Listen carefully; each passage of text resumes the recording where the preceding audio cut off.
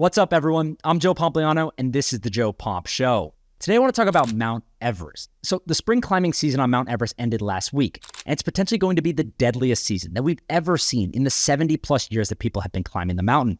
There's at least 12 people who have already been pronounced dead, and there's another 5 that are missing right now. So today I want to break down exactly what's happening and what might happen in the future, including the money and business behind the world's tallest mountain. But I think the most logical place to start is with a short story. So this is Jelji. He's a Sherpa from Nepal, and he's one of the most talented climbers in the world. He was actually in the movie 14 Peaks as part of Nim's team, and he's the youngest person in history to climb K2 in the winter. And last month, when he was taking a Chinese client up Mount Everest, he noticed another climber in danger.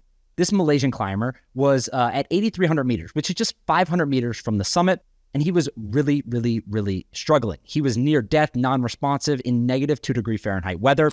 So Jelji runs over to the climber. He ends up wrapping him in a sleeping mattress like a mummy, puts him on his back, gives him an oxygen tank, and then hiked him 6 hours down the mountain to safety. Now, of course, Jelji had to cancel the private summit with his Chinese client, who probably paid somewhere around $100,000 for the experience and was just 500 meters from the summit.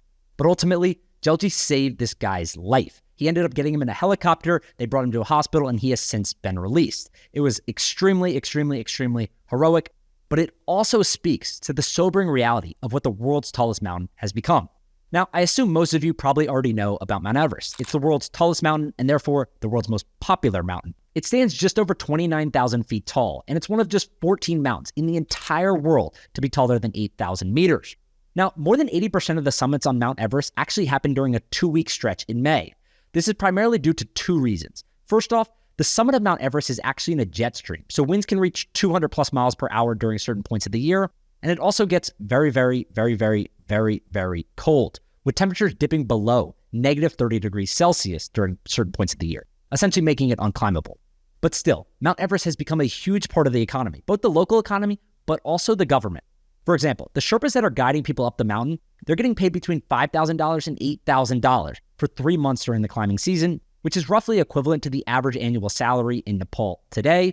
And the government, they're making over $5 million this year just on climbing permits alone for people to go climb the mountain. And if you want to go climb the mountain yourself, you're going to pay a lot of money too. You're going to be paying about $11,000 for the climbing permit of Mount Everest alone. You're going to spend $6,000 on personal climbing gear. You'll spend $2,500 on food at base camp for 4 weeks. Your oxygen tanks are going to cost $5,000. Your oxygen mask and regulator are going to cost about $2,000. You're going to be paying $6,000 for a guide team leader, and you'll probably have to pay anywhere between $1,000 for trip insurance and medical insurance. And while $50,000 might seem like an incredibly high price for some mountaineering, more than 900 people, including Sherpas, will attempt to summit Mount Everest this year alone. I mean, just look at this chart. The mountain obviously became a little bit more popular in the 1990s, but when 2000 hit, it exploded in popularity. And absent the earthquake in the mid-2010s and the pandemic the past couple of years, we're now pushing nearly 1,000 summits of Mount Everest every single year.